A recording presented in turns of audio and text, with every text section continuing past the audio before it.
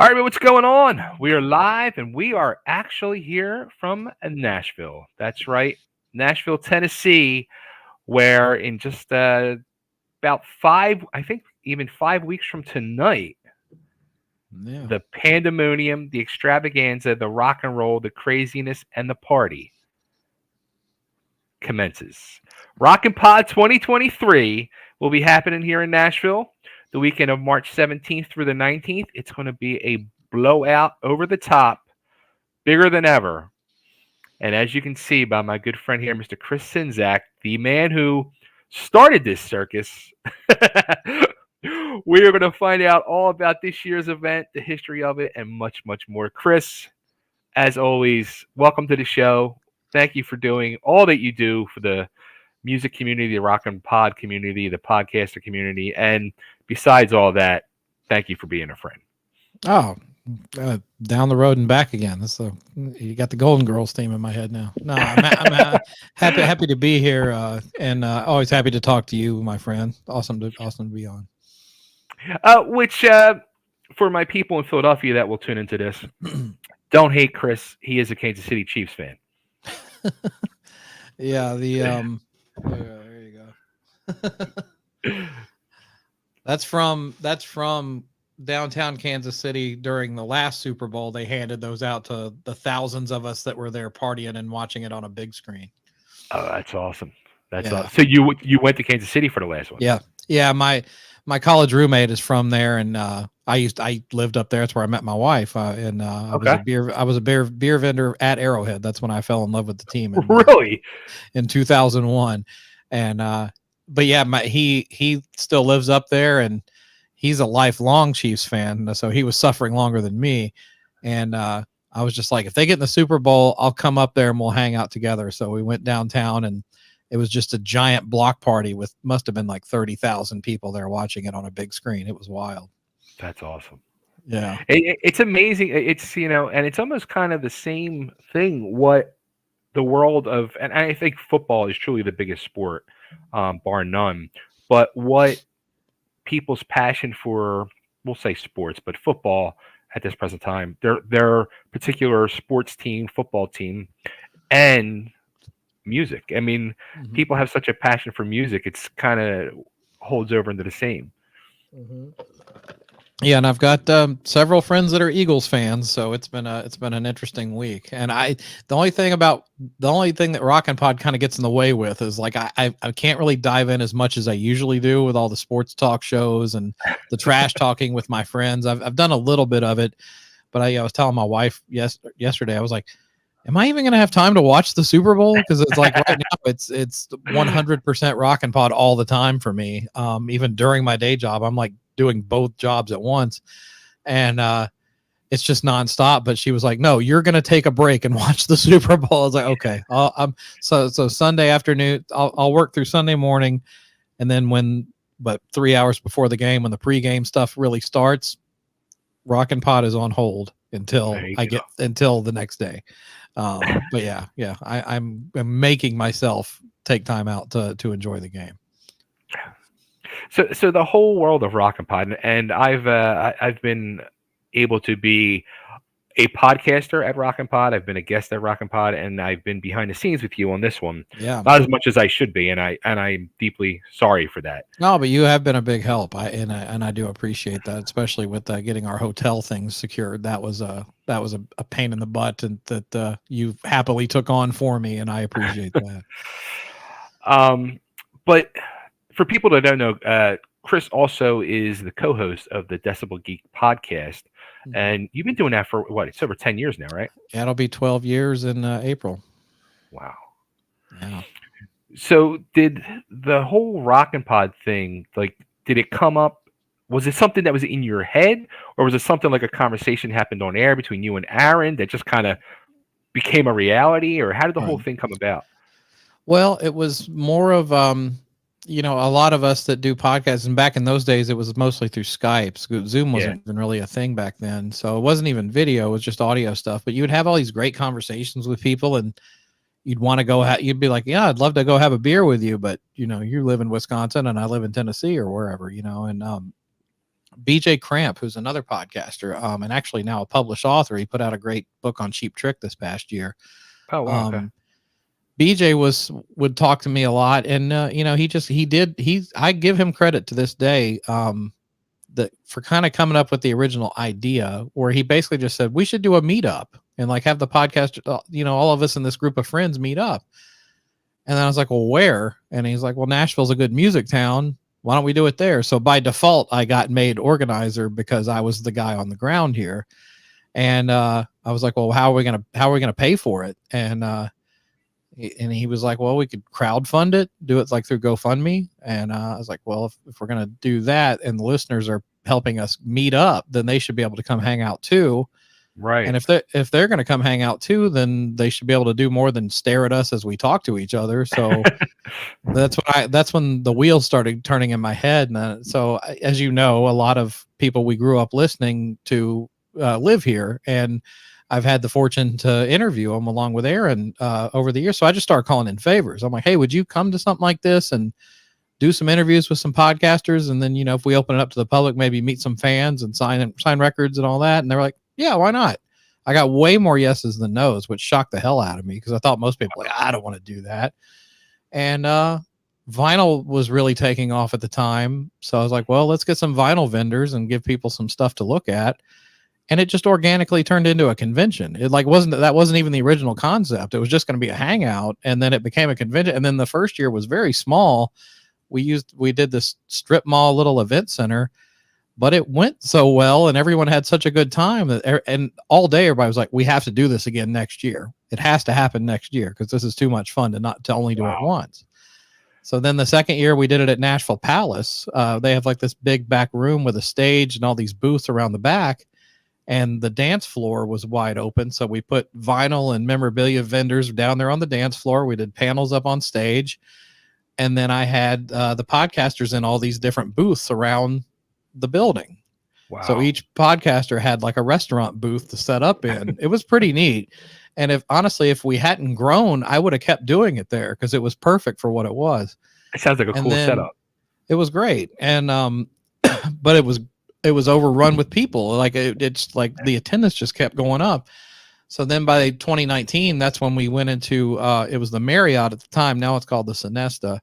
But that was the big leap of faith was we're going to do it with podcaster registration, vendor registration, and, get a hotel room block and cut a real deal and all that. And it was a scary, scary proposition, to be honest with you, because I was like, I don't know how this is going to go. It's a real convention now.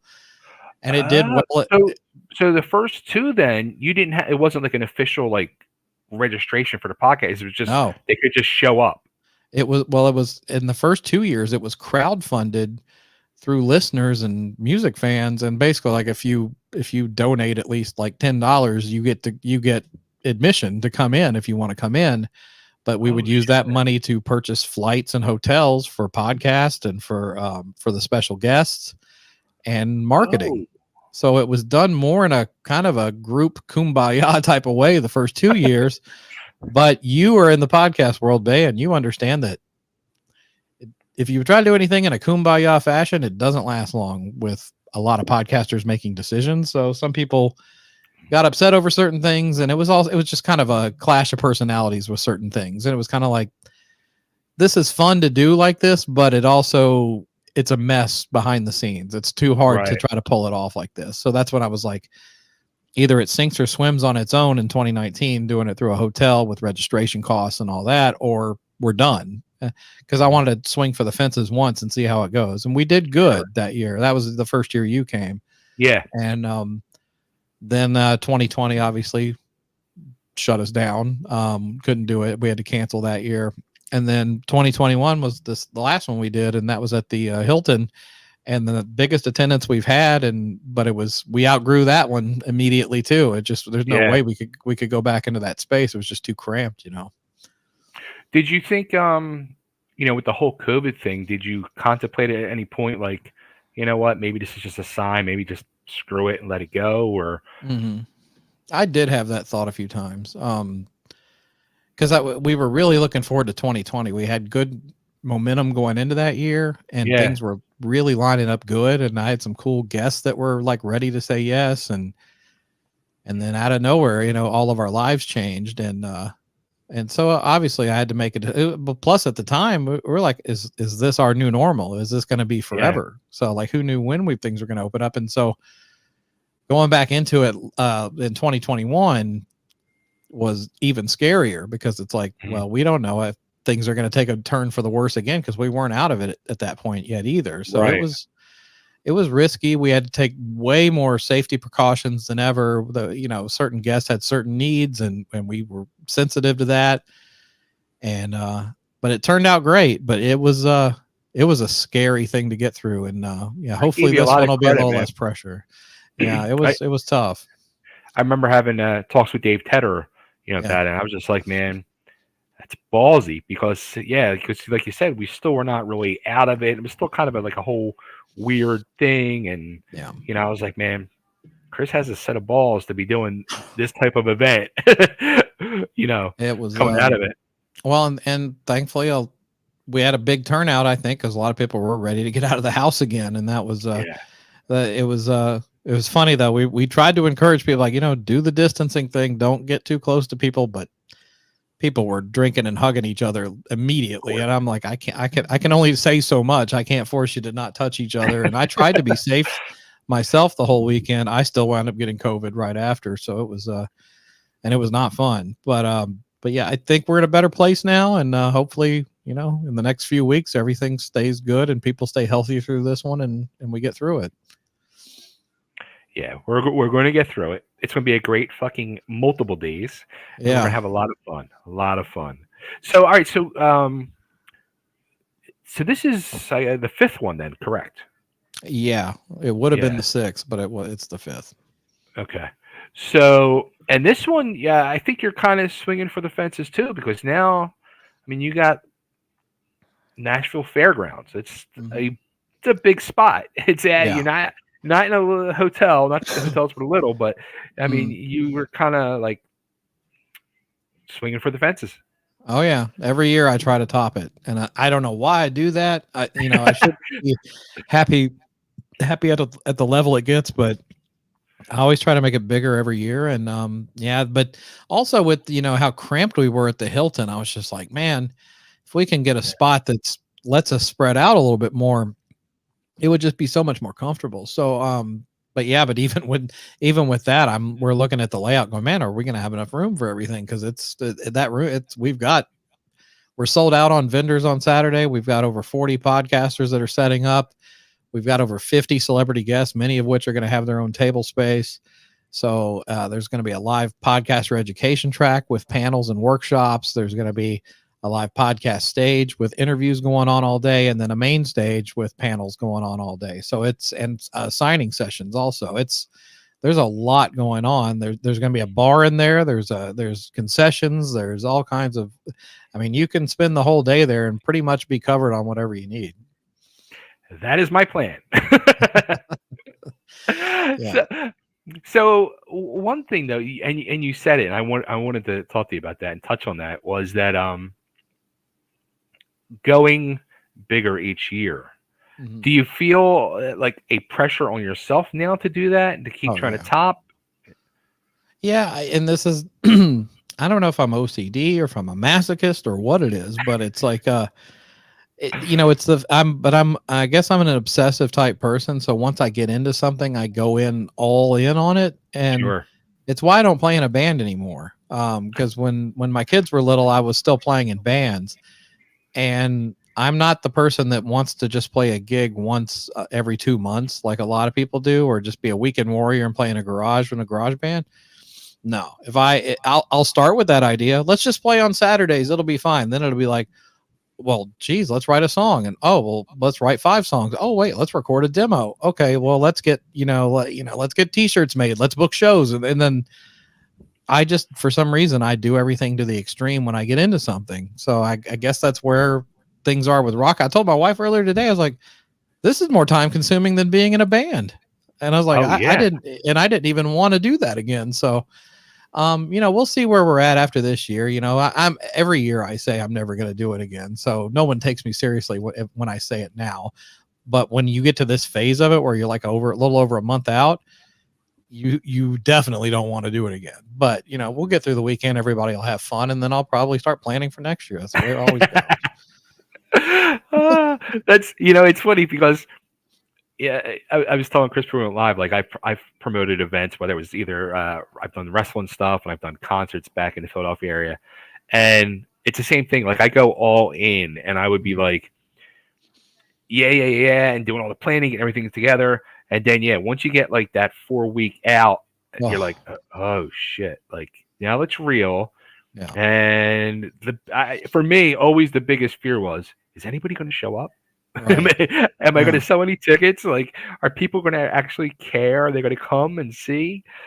So that's, I think, the worst part of promoting any type of event. Absolutely. And Nashville is a notorious walk-up town. So it's, but for marketing to locals, you got to really get creative to move tickets and stuff. So, and it was that way last time, it was like all the way up till the event. I'm like, God, how is this going to do? Like I wasn't sure, but I mean, sales have been better for this one than the last one, but it's still one of those things where you want that local walk-up crowd that's going to come in and fill up the place. But they call it the heart attack walk-up because you're ready to have a heart attack by the time you get to the show.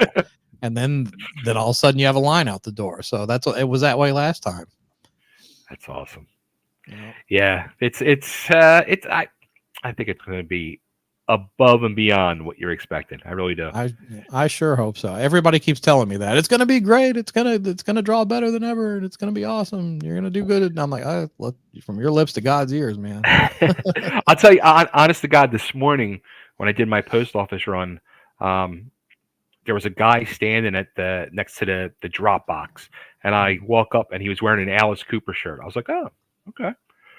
So he says to me, he goes, oh, cool tattoos. I got Randy Rhoads tattoo on the back of my leg. I'm like, oh, cool shirt. So we started talking, and he said, Alice is coming with Zombie. I said, yeah. I saw it was announced the other day. He's like, I haven't been to a concert since COVID. He was like, I said to my wife the other day, like, we have to go. I can't take it no more. I said, dude, next month at the fairgrounds, RocknPod, you got like 50-star musical guests. There's Keel Fest. There's like, and he was like, I heard about this. I'm like, really? Yeah. Oh, yeah, that's good. yeah. I was like, I said, look it up, RocknPod. Go, man, be there. Yeah, my goal every year is to lessen the amount of people that I always see chime in when it's over going, oh, if I had known about this, I would have come. And I'm like, damn, the damn algorithm, man. You got to pay out for the marketing through the social media for sure. But you also, I mean, we hand out flyers. We've got these double-sided postcards that are being handed out at shows. I've got a whole team of people that are helping me with that. I've doing this interview right now. I've got Dave Tedder set me up on as many interviews as I can take until we get close to the event. Because basically every year I tell myself, I'm like, I don't want to look back after this and say I didn't do enough to promote this thing. At the very least, my conscience will be clear that I did every damn thing I could to make this thing a success. Because I won't feel good about it otherwise, How about what do you think? Because just saying the things that you're doing, that's already more than what I was doing. Like when I would promote stuff, and I love hearing that you're doing like, you got a street team and they're out at shows and they're handing stuff out. That's the true old school way of doing it. I think, I think this way you're getting into people's hands, because as great as social media is and for promoting stuff, I think it's like you said, you got to pay and the algorithm holds you back and everything else. It's a nightmare.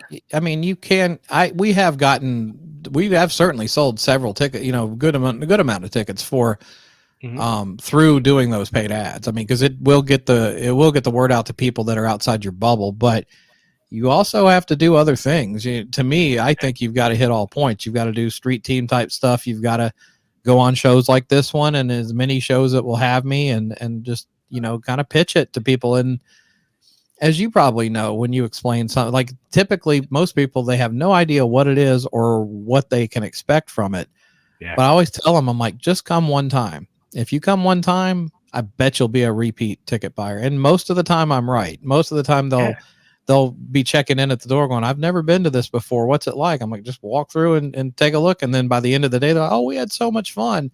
So it's one of those things where I wouldn't still be doing it 6 years later if I didn't think it was a viable event that people would have a great time at. And the fun factor, I think, is what sets it apart from other conferences and conventions, because conventions can be stuffy and sterile and dull and overly scheduled, like, meet William Shatner from 2 o'clock to 3 o'clock at this table. And then other than that, you're out of luck.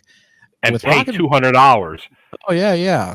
With RocknPod, A, it's affordable, and B, yeah, we will have timed things with interviews and signing sessions and stuff like that. But most of the guests, even when they finish their schedule, they hang out all day long, and they're super accessible. And so it's like, it's more of a hangout, and a lot of the guests, know each other. So for them, it's like a family reunion for a lot of them. Yeah.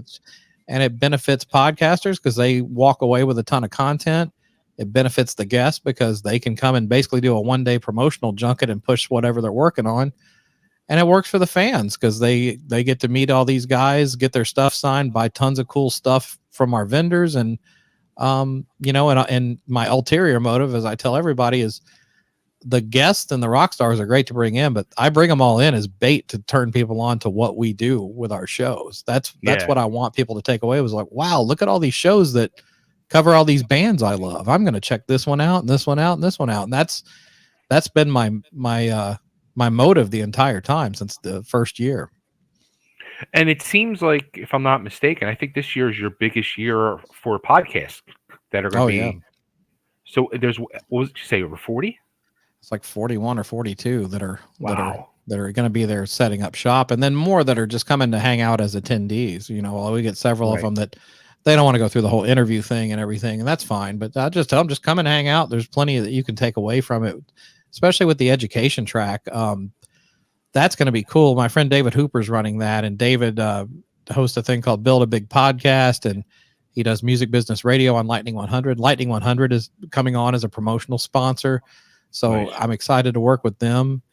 And also Focusrite is giving us some cool gear to give away, which is going to be awesome. So yeah, we've got some, if you come to the podcast education track, there's going to be like cool giveaways between every single panel. So if you're interested in podcasting, you'll pick good tips, and you might walk away with some cool gear too. Nice. So, all right. So the guest lineup, again, that's a huge thing. You got like 50 guests.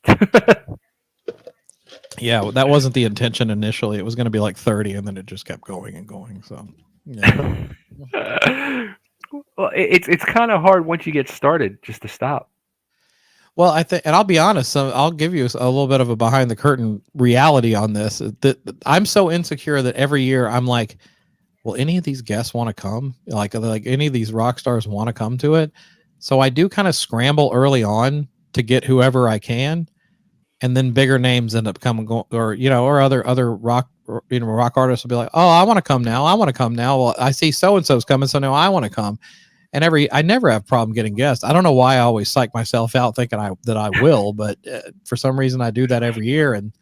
But it's also like bigger space. Let's have more guests. Let's just amp this thing up as much as we can.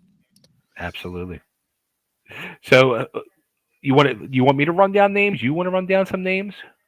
You do. I've done it on plenty of these interviews. Why don't you go over the list and you tell me which ones you're looking forward to meeting?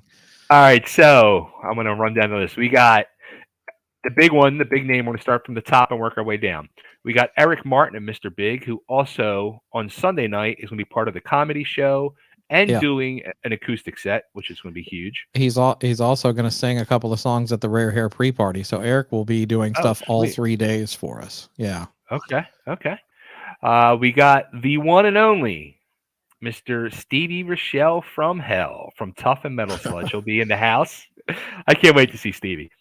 Yeah, I knew my co-host was going to be super excited when I booked him, because Aaron is from Wisconsin and a giant fan of Tough. So, and I'm a big Metal Sludge fan personally, so I'm excited to meet Stevie because of that angle personally. But he's been great to work with so far. Yeah, he's awesome. Funny thing about Stevie, crazy story. This was back in 90. I think it was 91 or 90. Weird thing is, it was the day Steve Clark from Def Leppard passed away. Back in the Philadelphia area, my old drummer decided that the only way he was going to make it in the music business was he was moving to LA.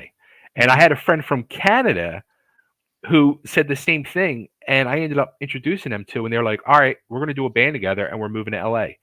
They ended up, I don't even remember how this worked out, but my buddy from Canada got it set up, became friends with Stevie, and the two of them moved in with Stevie, and they lived with Stevie. Oh, wow. That's true. Yeah. That's wild. But the day they left to go move to LA was the day Steve Clark from Def Leppard died. And then they lived with Stevie for like a year or so when they got out there. It's crazy. So Stevie's going to be there. Jason McMaster from Dangerous Toys, which is really a cool guest because he's been like the guy who's been like the savior for like Accept, and who else did he fill in for? Armored Saint past few months ago. Yeah. Yeah, I had booked him like 2 weeks before all that started, and after the second, he did the Accept thing, and then he did Armored Saint, and I texted him. I was like, "You're a busy guy." he's like, "Oh, I'm having fun. Believe me." He's like, 2 bands that I absolutely love. Yeah, I mean it's like a dream job for him, and awesome. him and Dave Glessner do this great podcast called Talk Louder, and I booked him, and he was like, "I want my show to come," and I'm like, "Okay, cool." So I booked him and Dave, and it's like, "Why don't you guys do something on stage?" I think they're going to do a live interview with Eddie Ojeda from Twisted Sister at the convention. Nice. And but the thing is, I had them set up in the guest area on our layout, and I was telling him about that, and he's like, "No, we're a podcast. You put us with the podcasters." So he's going to be hanging out with the podcaster area. Yeah, I was like, "That's cool, man." That's awesome. Yeah. So, all right. So you said the next one, Mr. Eddie Ojeda from Twisted Sister. I can't wait to see him. Yeah, and I didn't know till like a year ago that he was living here. I had no idea. Oh, really?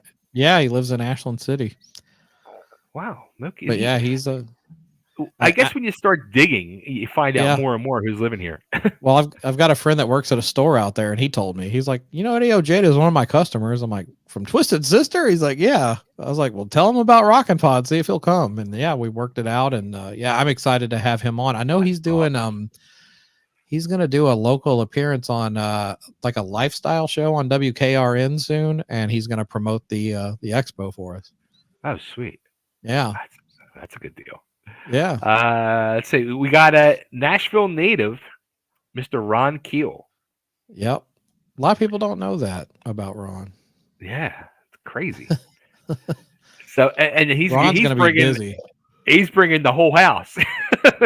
Yeah, we are the Keel Fest 2 is the after party for the RocknPod Expo. So God, that's going to be a long day and night, but a lot of fun with the lineup, man, at Bowie's. It's Keel, Ron Keel Band, Steeler with Rick Fox and Mitch Perry, and then Crashing Wayward in the 5th. And if you haven't checked those bands out, check them out because they are awesome. Both bands freaking awesome. Yeah, absolutely.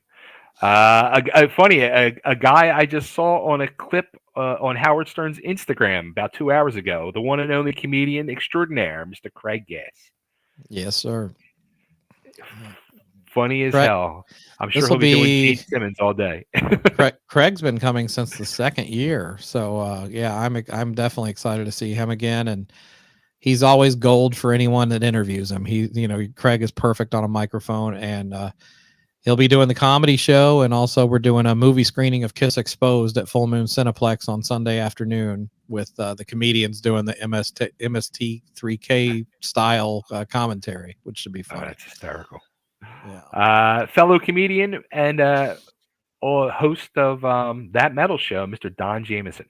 Yep, Don is coming back. He came in 2021 and was a pleasure to work with, and I think him and you're going to mention Courtney Cronin Dole, the other comedian. Both of them are going to be the MCs for the Rare Hair pre-party. Also, I just found that out this week. So yeah, that's going to be awesome. Awesome. One of the biggest photographer names in the world of rock and roll for many, many years, Mr. Mark Wise, will be at the house. Yeah. Mark's awesome. I'm super stoked to meet him because I'm a huge fan of all the album covers and posters and magazine shots that he's done, and Yeah, Bobby Dreyer told me he's super excited to come. So yeah, I think he's gonna bring like a little mini gallery of stuff to show off too. It should be Oh, cool. sweet. Yeah, It's crazy because you think back and when we were kids in the 80s going through those circus magazines and Hit Parader and then Metal Edge and Rip and all those, and you would always see that little name in the corner of so many pictures, and then it seems like maybe in the last 5-10 years, like he's finally getting truly appreciated for what he did in the music world. yeah, and his book, The Decade That Rocked, is really amazing, and it's got a lot of his best work in it. And also, I found out he's putting another book out soon, based on Kevin Dubrow, with a ton of shots of him because Mark photographed him a ton over the years. So yeah, that's going to be interesting too. Oh wow, cool. Yeah. Somebody you mentioned, our good friend, Mr. Rick Fox from Steeler, original bass player of Wasp. Love that guy. Yeah, great guy. Rick, another person that's podcast gold on interviews. Yeah, if you get Rick talking, you're going to hear something interesting for sure. He's got stories from all these different major scenes over the years, and I call him the Forrest Gump of rock and roll because he turned up in all these different places. Oh shit, that's hysterical. Well, it's like 70s CBGB scene. Rick Fox was there. Kiss's Days in the Loft. Rick Fox was there. Yeah. The formation of Wasp and the Sunset Strip. Rick Fox was there. I mean, he was a part of all those plays. He just popped up in all these different things. I mean, not many people can make that claim that they were part of both of those big scenes. It's wild. That's true. It's funny. Like I interviewed Rick. I think it was last year. So we sat down to do an interview. Dude, it was like we started going through like from the beginning. I think we got up to like 1978 and it was 2 hours long. I'm like, Rick, we got to stop. Like we got to like do parts or otherwise we're going to be here for 10 hours. Yeah. So we ended up doing like 3 parts and I think we only made it up to like 1985. Wow. He really and it was like a book. 6 hours. He absolutely should. Yeah, because he could definitely fill up a book with no problem. All the stories are very interesting too. Mm-hmm, for sure. Rock journalist Dave Glessner. Yeah, that's Jason McMaster's co-host, and okay. Dave he's a rock writer in Austin, and has a lot of big credits to his name under for interviews and stuff. And great job on the podcast with Jason, and those guys have a great chemistry together. So I'm excited to meet him. Nice. From Concrete Marketing back in the day, the guy that he ran Concrete Marketing, correct? Mm-hmm. Yeah. Bob, I know I'm going to butcher the last name. Chip, and I shouldn't because he's an Italian. Bob Chipper, say it for me. Chipardi. Thank you. Yeah, I'm excited to have him. He lives here now, and he's involved with one of the podcasts that's in the network I'm in, which is Pantheon Podcast Network, who's the title sponsor for this year. And the show he works on is called What's Hot in the Strip Clubs. So what he does now is he supplies music from independent artists to strip clubs, or some signed artists, but it's a whole different angle on marketing, and he's done really well with it. But he still runs Concrete Marketing too. But yeah, okay. Yeah, and but Concrete Marketing, most famously known for running the Foundation's Forum events that took place in the late 80s, early 90s. And I told him when I brought him on, I said, you were a bit of an inspiration for me with RocknPod, because I used to watch video of all those Foundation's forums, and yeah, business would get done, networking would happen, but the overarching thing is have a good time and enjoy the music. And that's what I try to do with RocknPod. So he is an inspiration to me, and I look forward to meeting him and shaking his hand. That's awesome. Former Glow wrestler who also lives here in Nashville. She was known as Hollywood from the tag team Hollywood and Vine. Jean Bassone. I know I probably pronounced her last name wrong too, and she can hit me when she sees me. I think you got it right. I think it's Bassone. Yeah, but yeah, that's that. It was funny. I have the story about that was the first time I met Ryan Cook was Jeannie is Ryan's girlfriend, and I met Ryan Cook for the first time at a Tom Kiefer concert at 3rd and Lindsley here in Nashville.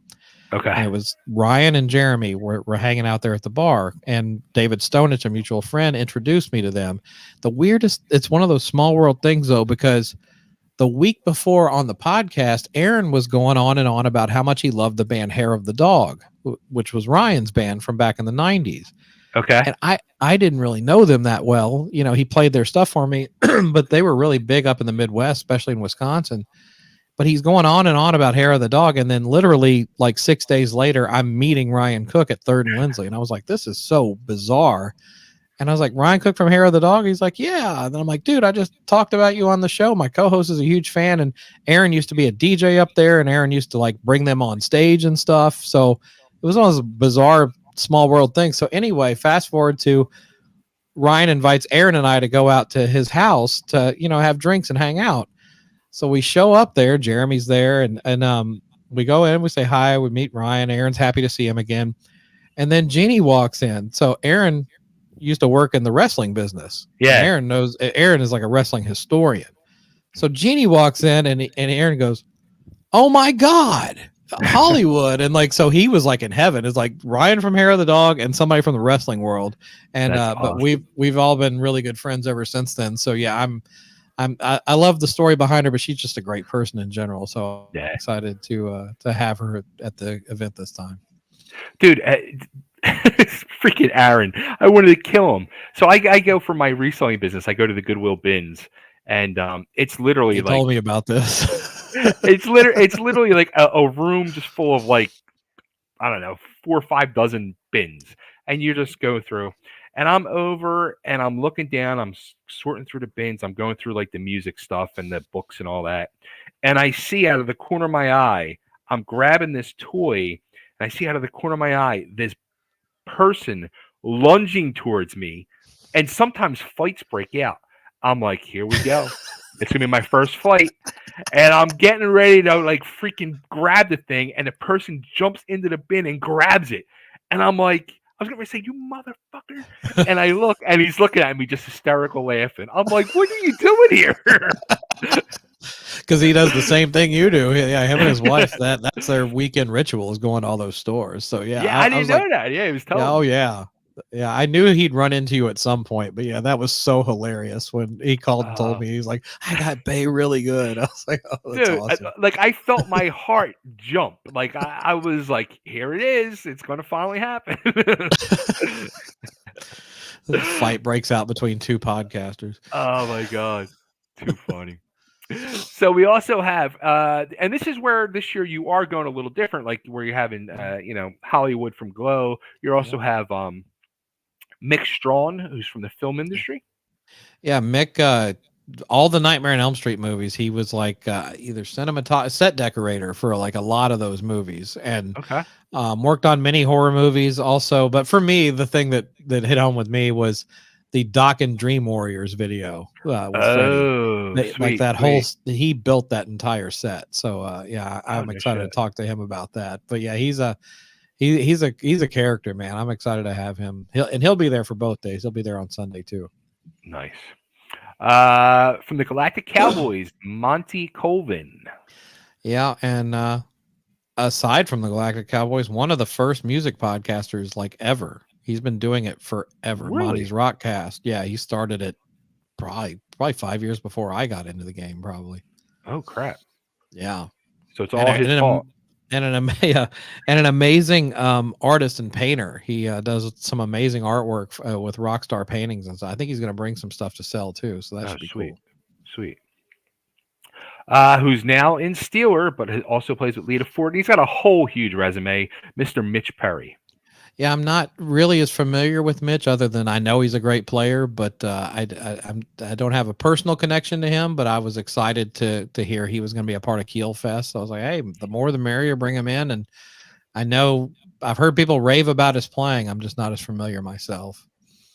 It's going to be cool to say for sure. Yeah. Solo artist Leilani Kilgore. Yeah. Now I'm really hoping she's going to play a couple of songs at the pre-party concert, because this girl can rip on a guitar. Really? My God. And amazing. She's more of a blues player, but there's like a rock edge to it. It's got kind of a dirty groove to most of her stuff. Great singer, great guitar player. The first time she came to my attention was our friend Christine Perry actually was, I think, at Scoreboard, and I think it was a Scoreboard. Leilani was playing there, and she had like a wireless setup on her guitar. So she's walking on the bar, just ripping the solo, and it's just killing. And I mean, people were just blown away by, and I'm just watching going, who the hell is this? So yeah, I'm super excited to have her as part of the event this year. She's amazing. Cool. Let's see who else we got. The Native Sons. Yeah, and that's a new up and coming band that we had them that last year, and Ashton's a good guy, and yeah, we're excited to have them. I think they're doing a show on Friday also. Let's see. Okay, so here's somebody that I'm excited for too. Is just as well. He's a producer, engineer, but he was also one of the beautiful creatures, Mr. Anthony Fox.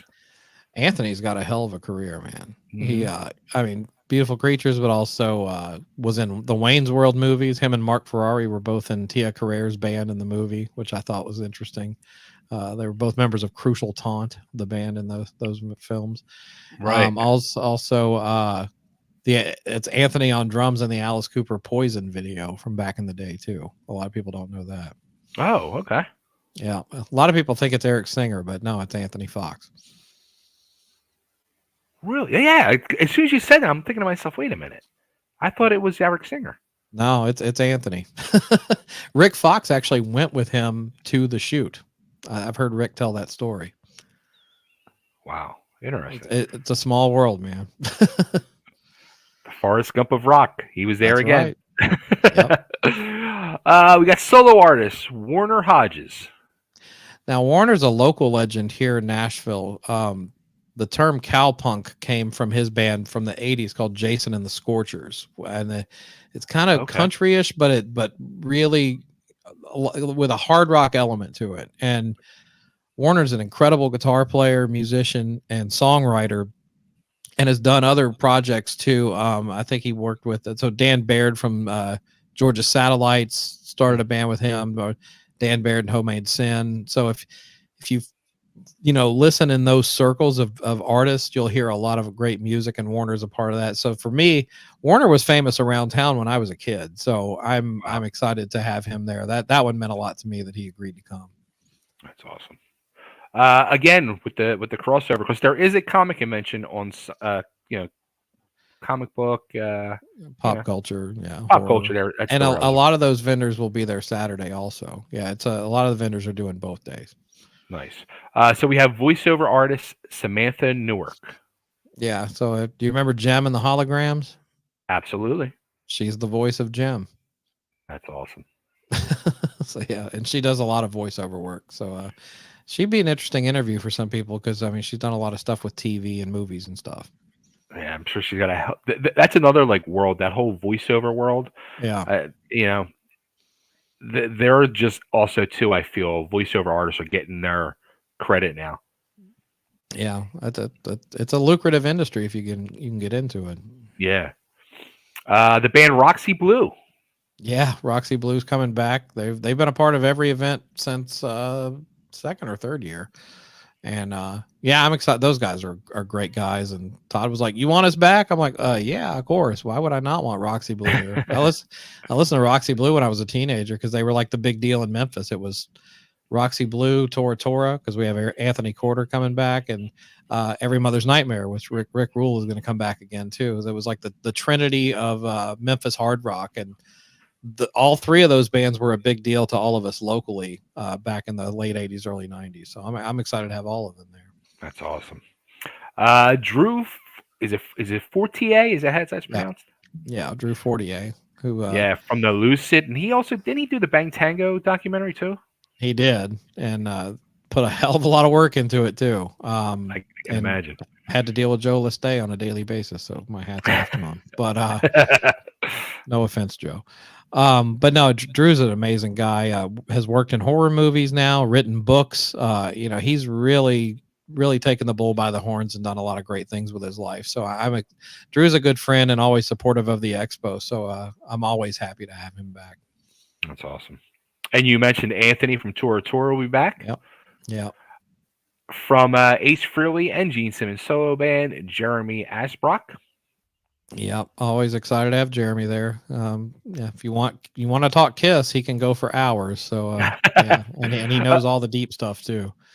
Imagine that, you know, those guys, that whole thing. They start out with Gene Simmons and then they end up as aces. Ace decides to fire his band and just hire them guys.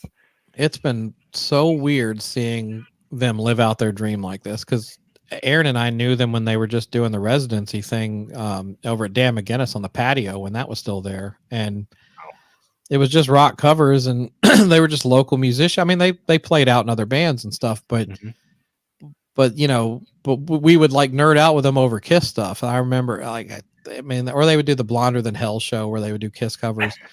And I went to one of their rehearsals, and like we're all quoting like the Dynasty tour rehearsal tapes. That's how nerdy we all are. They're like, I sent out for cigarettes a half hour ago. Chain of Command is bullshit. That's like an actual thing that Peter Criss says on those bootleg tapes. And like we're all laughing about it. I'm like, God, you guys are as pathetic as I am. And they would do these shows at McGinnis, and the residency just took off. And then the next thing I know, they're Gene's band, and then Ace's band. And I remember many texts with all of them. Just, I mean, how much like the Twilight Zone is this? And they're like, oh, you don't, they're like, pinch me. So yeah, it's always fun to catch up with them because they really are true fans. That's awesome. And also too, I mean, I really think they've revived Ace's career. Oh, totally.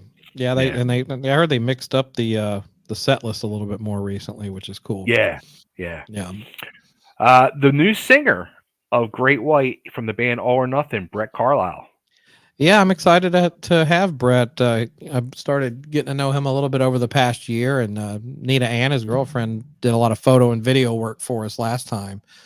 And but yeah, I wasn't expecting to get him, but his manager contacted me and said, we're doing a show with Kix in Pennsylvania on Friday, but we can fly in and be there on Saturday. I was like, okay, if you want to come, bring it on.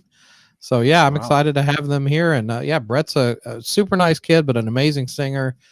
And yeah, I'm really happy for him. I really hope they'll record a record with him, because I think it'd be a pretty good record. Yeah, he's got a great voice. Yeah. All right, we got from Accept Martin Motnick. Yeah. Martin have you met Martin before? No. Oh, Martin is such a nice guy. One of the nicest people you'll ever meet in the business, and amazing musician. Listen to his solo stuff. The solo stuff he does is incredible. He had an album called Dream Chaser that came out like a year ago, and it had like Bissonette and Billy Sheehan, and I think Steve Vai plays on a track, and Bruce Kulick plays on it. He's an incredible musician, but very down to earth, nice guy, amazing bass player. I saw the Accept kickoff show for the tour here in Nashville a few months ago. And damn, I mean, what a solid lineup those guys have. Wow. Sandy Gennaro from Joan Jett and the Monkees. Yeah, if you're ever having a bad day, talk to Sandy, because he's a motivational speaker and he'll cheer you up. He's actually made quite a career out of doing motivational speaking to like conferences and corporate companies and stuff.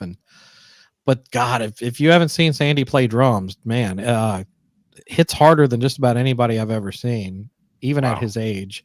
But played with Bruce Kulick and Blackjack and the Monkees and Bo Diddley and Joan Jett and Pat Travers, and I mean he's got a hell of a resume. Awesome, and a very nice guy. Bob Berryhill from the Safaris. Yeah, Bob. This is us definitely, reaching outside of our normal sphere here. So Bob is in tight with Eric Martin's people in his management and lives here in town, and I had no idea. But yeah, guitarist for the Safaris, and the song Wipeout turns 60 years old this year. So they're kind of doing like a whole commemoration and celebration of Wipeout. And they were like, do you want Bob Berryhill from the Safaris? I'm like, why not? It's rock and roll. So in his 60th anniversary of Wipeout, I'd love to have him involved. I think it'll be cool. That's awesome. Yeah, I mean, that's a freaking important song in the history of rock and roll. Very. Yeah. From the band Vane, which probably has the album that everybody will still talk about 30 plus years later. No respect. Oh, We yeah. have Dilana Nova Scott. Yeah, and she's also a sponsor. Her company, Third Power Amplification, is a diamond sponsor for RocknPod, and it means the world to me because she's just like, I like seeing people that are trying to stretch outside themselves for something they really believe in, and I want to help support that. So people that are that get that, I have respect for, and very much appreciate that. Her company's amazing. But yeah, I mean, if you haven't seen her play, I mean, yeah, she's going to play at the pre-party. She's awesome. And Sweet. yeah, and I love Vane. Vane's an amazing band. One of my all-time favorites. Yeah, for sure. You mentioned earlier comedian Courtney Cronin Dowd. Dold.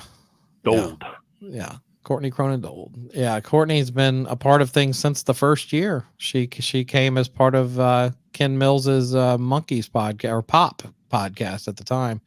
Okay. And also the Monkeys podcast. She's a massive Monkeys fan. But yeah, she's been there since day one, always believed in the event and in me, and she's so talented, and she's really gone up through the ranks in comedy, and she went from being an opener, she's really standing on her own these days. So Nice. Having her involved again, it wouldn't be the same without her at RocknPod. So I'm always excited to hang out with her. Hung out with her for a bit in LA at Cruise Fest. So it was great to catch up with her kind of on her home turf. So yeah, always happy to see her again. That's cool. From Winger and the used to be in the Alice Cooper band, Mr. Paul Taylor. Yeah, but I was it looked like Winger was going to have an Australian tour at the time, but they ended up rescheduling it. So I didn't think I was going to get him, but I ran into him at right before a show at in East Nashville, and he was like, yeah, it looks like I'm available now. I'm like, oh, well, come on over. Paul was a guest in 2018. Okay.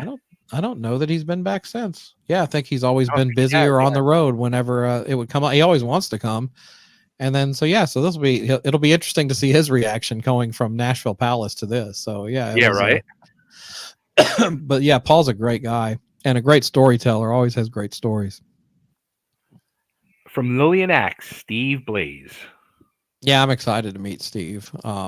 Lillian Axe, great band out of Louisiana, and had several people come to me a few months ago, like, you got to get Steve Blaze to come. He can drive in. Why not? And I started listening to some Lillian Axe. I'm like, yeah, it'd be cool to have him. And he's been super great to work with. He's been I wish all guests promoted the event like Steve Blaze has so far. Like every day or so, he's like sharing the post, join me at this event. I'm like, that's what we need. You got to word of mouth, and it coming from the artists themselves means a hell of a lot. It's huge.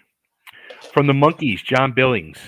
Yeah, and another player for the Monkees. And the funny thing, my story with him is I used to go see the Wooten Brothers play at 3rd and Lindsley like every Wednesday. Are you familiar with the Wooten Brothers? No. So you probably heard of Victor Wooten, the bass player, I'm sure. Played with Bela Fleck and the Flecktones. Okay.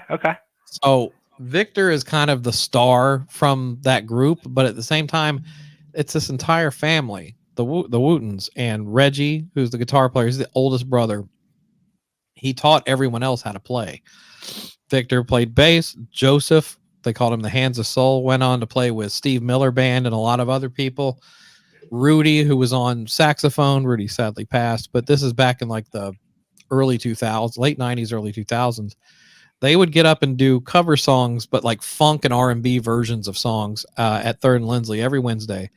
And I made it a point to go there every Wednesday night, and they would just kill. I mean, I'll send you some links. You're going to be blown away by how amazing these guys are. Like the playing, it's not even hard rock, but it's insane playing.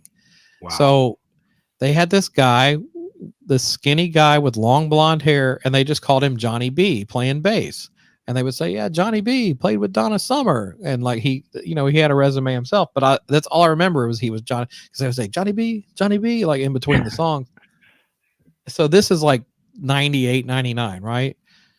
Fast forward 20 plus years later, I get Ken Mills came back to me and he was like, hey, John Billings lives down there. He played with the Monkees. And I'm like, oh, cool. I'll see if he wants to come. And then I start researching his resume, and then it hit me, and it says Donna Summer. I'm like, wait a minute. is that the It's same Johnny guy? B. Holy shit, that's Johnny. And I messaged, I was like, you were Johnny B in the Wooten Brothers band. He's like, oh, wow, you got a hell of a memory. I'm like, holy shit, because he cut all his hair off. And, we all look different than we did 20 years ago. But yeah, It just blows me away that I, reconnected with him that many years later. But yeah, him and his wife, Amy, own a place called Wine Down Nashville. It's a great wine bar in town, and they have special events. Okay. So yeah, John's a, local entrepreneur, but still goes out and plays music pretty regularly. So yeah, I'm always happy to have him involved. That's awesome. From the sky and involved with your good friend, Mr. Vinny Vincent, Mr. Andre LaBelle. Good old Andre. Yeah. Anybody who can survive working with that guy, I'm more than happy to have as a guest. But yeah, Andre's an amazing drummer, and he's played with Bill Leverty from Firehouse and several other people, and lives out in Virginia, but just loves what we do and appreciates the cause and wants to be here for me. So he'll be back this year. I'm excited. That's awesome. From Keel, Brian J. Yeah, Brian is part of that whole Keel Fest package. So like we have, was it Dwayne Miller, the drummer? We've got Brian J. We've got Mark Ferrari. And is it Gino Arce that's in Keel? Yeah, Gino Arce, the bass player. So yeah, we've got the full lineup of Keel that's going to be there, which is incredible. Which part of that package too? We have two of the bands from RFK Media, Ron's label, The Fifth and Crashing Wayward. Yeah, excited to have both of those guys. And Roy Cathy did come last time. Next year, yeah. He was a part of a band called Steel City at the time, and they did an acoustic thing. But the thing I take away from that was we did the Rare Hair show that year, and Roy got up and did Valley of the Kings by Blue Murder, which is a super hard song to sing, and he just killed it. It was amazing. I had several people go, who's the guy that did the Blue Murder song? Because that was a challenge. Yeah, even I was hearing the buzz about that. I was like, damn, I missed that one. Well, when I saw it on the list that Tyson sent me before the show, I was like, how the hell is he going to sing that? Because it was a hard song for a 28-year-old John Sykes to sing. Yeah. Roy's got an amazing voice. Yeah, he does. From a band that made it seemed like they were like on the edge, possibly ready to break through, thanks to the legendary movie Decline of the Western Civilization Part 2, from the band Seduce, Mr. Mark Andrews. Yeah, and Mark lives here, which I met him at a horror and tattoo convention in town a couple of years ago, or about a year ago. And I was like, you should come to my thing. And so we've got him, we've got Stevie Rochelle, and we've got Rick Fox. Right. And we're looking at doing a Decline 2 panel talking about their experiences making the movie. So that should be a lot of fun. Absolutely. Yeah, I mean, that movie's so iconic, and I'm sure every person in attendance, whether they are a guest or a fan, has seen the movie. I used to watch it multiple times. MTV would air it a lot when I was like 11, 12 years old. And I would dream of moving to the Sunset Strip. And then sure enough, half of them live out here now, which never would have expected that. Right. Never would have expected us to be living in Nashville either. That's right. From All That Remains in CKY, Matt, is it D's or Dies? I think it's Dies. Tyson brought him on board. I'm excited. That's another part of expanding, kind of anything that falls under the rock and metal genre. And he's a good guy, and he's been a part of a lot of local events. And Tyson was like, he'd be good for this. He'd have a good time at it. So I thought we'd bring him on and do it. I think he's going to play at the pre-party also. Yeah, amazing player. Here's somebody who's kind of legendary, I think, Miss BB Buell. Yeah, we locked her in about a little over a week ago and got her announced. And legendary career. I went to her book signing at Grimey's a couple of weeks ago, and she had some great stories, did some music for us, and signed my book. And very nice lady, and excited to meet her. And she'll be bringing books for people to purchase, and she'll sign them for you. And nice. Yeah, I think she might be involved with a panel also. But yeah, we're excited to have her. She was involved with, what was the band were they from Australia? They were at the 2019 RocknPod, and then they a couple of the guys. Cotto. Yeah. And then they were The Then Scent. they changed it to the Scent, and I think she was working with them when they were called that, and I love the songs. They only put out like 2 or 3 songs, They were and all they were amazing. And I'm like, what happened to the? I've tried tracking them down, and I can't find any information on either of those guys. So I don't know what happened to them. I Maybe mean, they, those guys were like they had it. Like yeah, they had that star quality. that's what I thought. I thought they were going to take off with the Scent, but it just didn't happen. But man, I still listen to that one song, "Dry Sherry." I still listen to that pretty regularly. Somebody who's really been making a buzz in the music scene the last few years, Mr. Tuck Smith. Yeah, I'm excited to have. I go back with the Biters a long time. I used to love them and was super depressed when they broke up. And when Tuck said he was going to do solo material, I was kind of like, it's not going to be like the Biters. And it's not like the Biters, but it's on a par quality wise with what the Biters were doing. It's the record he put out this past year was one of my, I think it was my number 2 record for the whole year. Wow. I listened to it a lot. Returning guest as well, Mr. Rick Rule from Every Mother's Nightmare, part of that Memphis group. And yeah, Rick came the first year, so he was there at the very beginning too. And yeah, if you ever meet Rick Rule, you'll remember it. He is totally a character. Yeah, I had interviewed him a few years ago, and then I got to interview him in 2019, and we had a blast. So much fun. Yeah, he's a party unto himself. Absolutely. From Exodus, Mr. Jack Gibson. Yeah, Jack is excited to come back. I've gotten to know him pretty well. He hangs out with my friend Christine all the time, so I'll bump into him pretty regularly, and always fun to talk music with. He'll nerd out and talk music with you forever, and good storyteller, amazing player. He's gonna be playing several songs at the Rare Hair Show. I heard that today. Nice. Yeah. And last but not least, a person who still has a voice that will blow the house down, the one and only Mr. Tony Harnell. Oh yeah. Yeah. I don't know how his voice has held up like it has, but he's done something to take care of it, because he can still hit all those banshee high screams that you wouldn't expect. And right. I did hear some info that I think him and Delana are going to do a Judas Priest song at Rare Hair. So I'm excited for that. Yeah. That 2019, he did a couple songs with Ellison's crew. And I remember one of them was the Green Man Alishi by Priest, and he just kicked ass on that. I think I have videos somewhere. One of the last shows in Philly I promoted, it was when I was doing my old show, Totally Jim Radio. I actually started doing a magazine too, and it was our launch party, and I had headlining was the band Tragedy, and I had Rachel Lorin was one of the openers, and her and Tony were an item at that time. And Tony came and he did a Judas Priest song, and he did another song. I have video it somewhere, but they freaking killed. Oh yeah. He's incredible. Yeah, I'm excited to have him back. Yeah. So everybody, where's the best place to go for their tickets? You can get everything, the schedule, your tickets, the lineup, all of it at RocknPod.com, ROCK, the letter NPOD.com. Now, is there, like, because of all the different events, is there like one possible ticket to get you into everything, or? Well, that was the Rock God VIP, but that sold out like the first 2 weeks. Really? Okay. We only sell 11 of them because they go to 11. How about that? Yeah.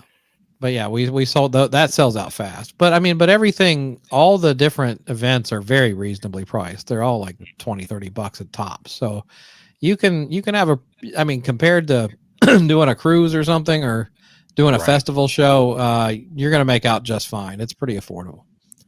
Sweet.